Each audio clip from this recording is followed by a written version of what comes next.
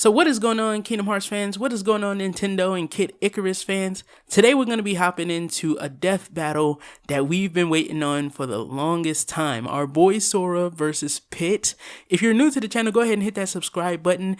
And of course, check out some of my other content. Right now I'm doing the Road to Kingdom Hearts 3 series, so if you want to check that out, go ahead and go check it out. I've tried to put in a lot of comedy and stuff in there. And don't forget to hit that notifications button to know when new uploads come from me. And obviously, let's hop right into this battle.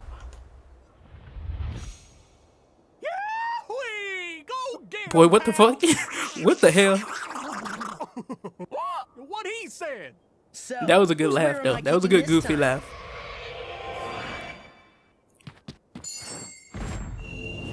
Sorry to keep you waiting. Sorry to keep you waiting. There it goes.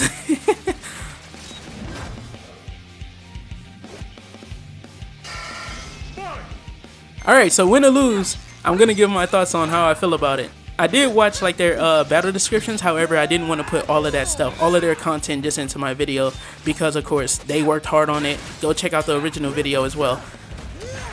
Okay, Sora with the moves. Take this. Fire. Boom. I've seen candles that are scarier than you. Candles. Firaga. A fire gun. Oh, damn. Take this to the next level. Alright, flying. Boom. Using that power of flight a little too early now, Pit.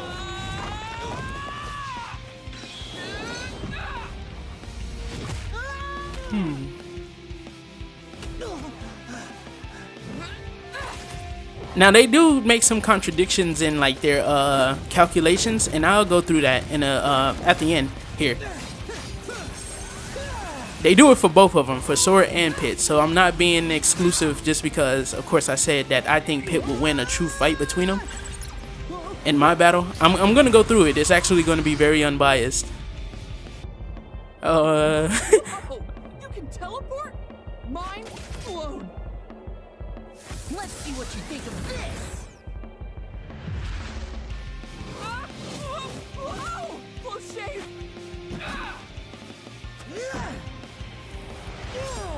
Wing.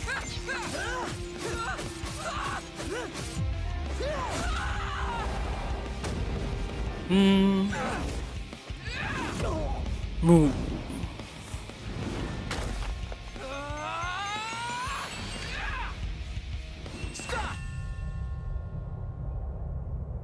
That's not how it works.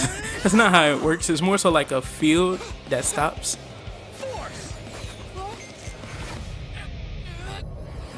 Oh yeah. Oh yeah. Go down. Go down.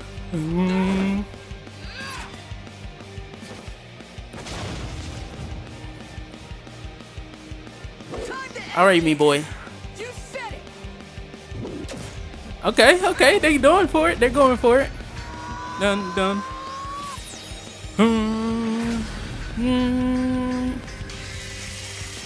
Uh-oh. Alright. Alright, now. Okay, he won. Sora won it. Okay. Alright, so of course they're gonna go on to their after the battle thoughts. So you can go over to that if you want to go check it out. Of course they're gonna have their reasoning for it, what they attribute their strength feats and what they attribute their speed feats to.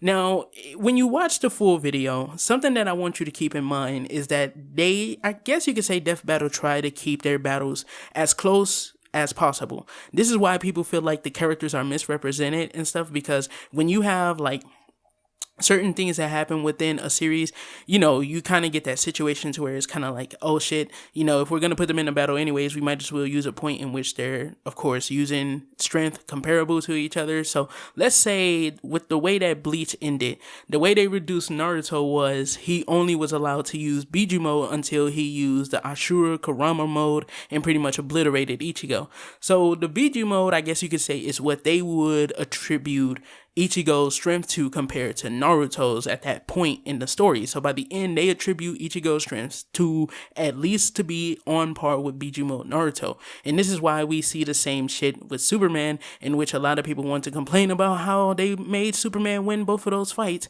but they did restrict the Superman iteration that they use to one that's closer to Goku. So they already was trying to be fair as fair can be.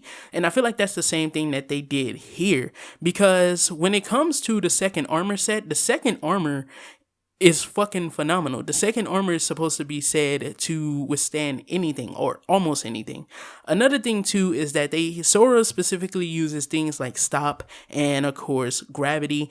And the thing about those is that, of course, I already spoke about this in my other video. When Pit went up against Pandora, Pandora literally changes reality. She warps reality in a way that, of course, things change. You can go from a 3D being to a 2D being to, of course, falling out of time, like time no longer flows, to, of course, space being different and all kinds of shit. And when it came to Pit and traversing this, only thing that happened was his perception of the world around him is what changed. So when they went into her realm, nothing happened to him from the actual effects of what she can do. And what she can do is absolutely fucking crazy. So, I mean, to say that Sora can beat Pit, the same guy who took down all of those gods, again, Thanatos, the god of death, you killed someone who literally has control over death. Like, of course, the arrows of light. It's too strong, I mean, in my personal opinion. And the way that it ended kind of left a sour taste in my mouth. And it's not because Sora wins. Sora's my boy, of course. Kingdom Hearts, my favorite video game series of all time. But the way it ended, I felt like was kind of weird, to say the least. I mean, I'm not going to say it's wrong, but it was weird. But when you think about that ray of light that actually killed Xemnas, how did they kill Xemnas? The reason they even wound up killing him was that he was disoriented when they fired the laser at him. And by the time he realized that they did shoot the laser at him, he only had enough time to extend his hand. Now, Xemnas, we know, can warp himself. So he warps, meaning that his movement can be almost instantaneous, if not instantaneous, because he's warping. He's moving at warp speed. So if he goes into one of those warps and comes out, and of course Sora can't react to that, then what makes you think that Sora is as fast as they state him to be? Another thing too is that they talk about the buildings in the final world of Kingdom Hearts 2, and the thing about those buildings is that we don't know the material that they're made out of. Now, if in a data book or in some kind of guide for Kingdom Hearts, it says that Sora cut through all of these buildings and they're made of granite, then yeah, that's the substance they use, granite. And when it comes to like just attributing stuff to that, just because they're solid buildings, that doesn't work. It doesn't work. So when it comes to, of course, actually getting the information together, right now I can say speed, they were wrong. Speed, they were wrong, 100%. I can't say strength because, of course, I can't do the math to actually contradict them. However, I know for a fact, speed, they were wrong. So if you want to know how fast Pit is, Pit dodged a ship that came out of a sea. He didn't know the ship was coming. Palutena herself, the god, didn't know the ship was coming. They only realized the ship and where it was by the time it was already finna bust out of the sea in the sky or the sea in outer space and hit Pit. Pit dodged it, and the speed that they showed it to be going. Now, it comes in at what appears to be its max speed and then goes up. So the momentum kind of shifts, but the thing about momentum and when it shifts is that you don't lose all of the momentum magically. When it goes up, it curves up, and you can see that, of course, it's trying to keep the same speed, and then it settles. So they kind of reset the engine and go again. But when they reset the engine and go again, Pit still dodged it by the time it did, and when it finally goes, we see it cross a constellation in a second. It crosses a constellation in a second, and Pit catches back up to it in about 40 seconds.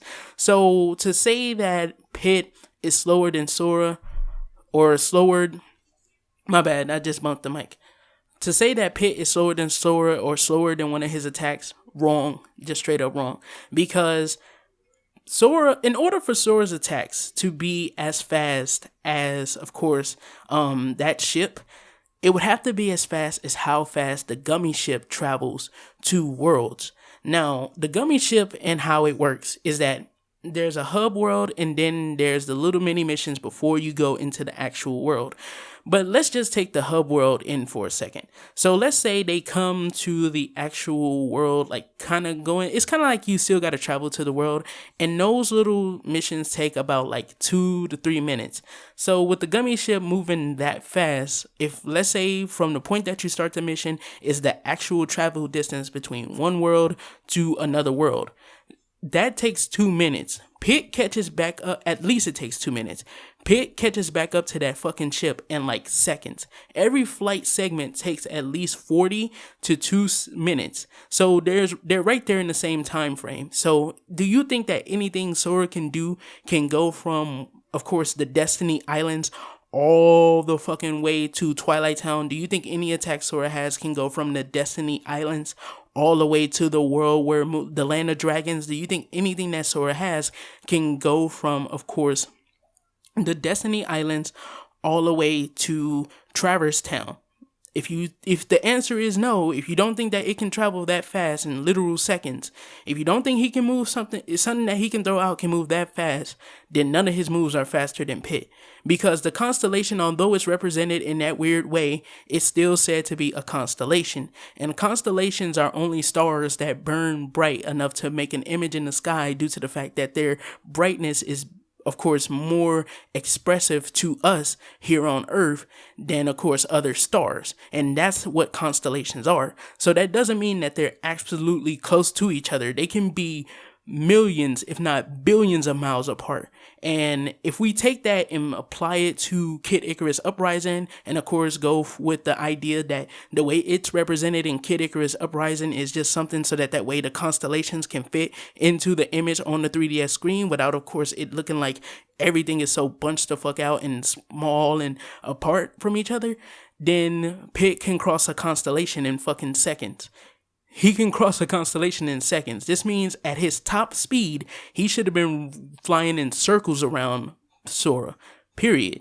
When it comes to strength, again, I can't combat that because I wouldn't be able to do the math to actually say, oh, they're wrong on that. So potentially it could be true. However, once again, to attribute the building's structure to granite just because, of course, they're solid, I think that's the wrong way to do it. At the most, you should take what buildings are made out of in the real world and, of course, go by that because that's what we know. So when it comes to that, of course, I can't really say. However, the hits from Hades destroyed those diamond pillar things with ease. When it comes to the hits from, of course, Hades, when he finally hits Pit and sends him flinging down to the earth, that was the first serious hit. And we know that, of course, Pit has taken things like getting hit by all kinds of shit, the lightning chariot. He's been hit by, of course, he survived the heat of a star when he fought Apollo in the sky and stuff when the invasion happened. He took that hit. Of course, he took the explosion from when those guys actually invaded and he blew up their home. He took that explosion. There's a lot of things that Pit has taken. However, once again, I can't really combat anything. And let's see, what's the durability? Well, we already went over durability because he's taking those hits. Let's see, what's his? Okay, we covered reaction, we covered actual speed, we covered durability, strength. I can't really speak for. As a matter of fact, here's how you know what they're saying is wrong. Okay, if Sora can take actual hits from Hades, then why is it that Sephiroth can reduce his health to 0 in one hit if you don't upgrade him enough? If you don't upgrade Sora enough, Sephiroth will kill Sora in one hit in that fight. And a lot of people say that Sephiroth went easy on Sora. And even if he wasn't going easy on Sora, do we then say that Sephiroth is stronger in actual striking strength than Hades, who can throw a damn Titan into outer space? I mean, it's more so like, you know, it's questionable. There's like outliers in Kingdom Hearts. There's outliers in Kid Icarus Uprising. However, Pit does have multiple feats, especially for speed. His feats for speed don't change, or his feats for speed happen in multiple occasions. With Sora, we had the laser dome, and we can't call that an outlier because he does it multiple times within the one sequence. But when it comes to what we saw with Pit, we saw him dodge the ship that crossed the constellation. We saw him, I think he does dodge the lightning chariot. Phosphora then goes off and catches the lightning chariot after he loses it. And of course, he beat the shit out of Phosphora. Phosphora wasn't even a challenge. So, I mean, the lightning chariot crossed an even greater distance than, of course, the ship. And she caught that lightning chariot because I think she pops up with it later when they actually defeat Hades. And then of course we also have like the rail cannon in the second form of his sacred weapons. That rail cannon definitely would have went straight through that laser that Sora shot. So why didn't they allow him to use that? But again, it is what it is. Sora won. My boy won. I was good either way. I just wanted to actually talk about some of the actual details and feats that they put into the battle. But I did state at the beginning of my thoughts, they try to get as close to one of the characters as possible. And I mean, I feel like they kind of thought that Pit, I definitely feel like if they felt if they gave Pit the second form of the weapons, he didn't even use half his arsenal too. If they gave Pit the second form of his weapon, then of course obviously Pit would have won it. And another thing too, the shield that's on the sacred weapon, we don't know how much shit that thing can take. I think as a matter of fact it's impervious in the original games, but when it comes to Kid Icarus Uprising, I think it took like as a matter of fact it took the strength of Hades, I think, to destroy the original sacred arms. So I mean it just depends. But definitely, Sora won it. A lot of you guys got what you wanted. That's really cool. I mean, I'm not tripping. This has been your boy Amaziah. Don't forget to do a little A-Class gaming, and everything you do, don't forget to keep it A-Class. And hopefully one day we'll see a part 2 from Death Battle that actually features the other sacred arm. Peace the heck out.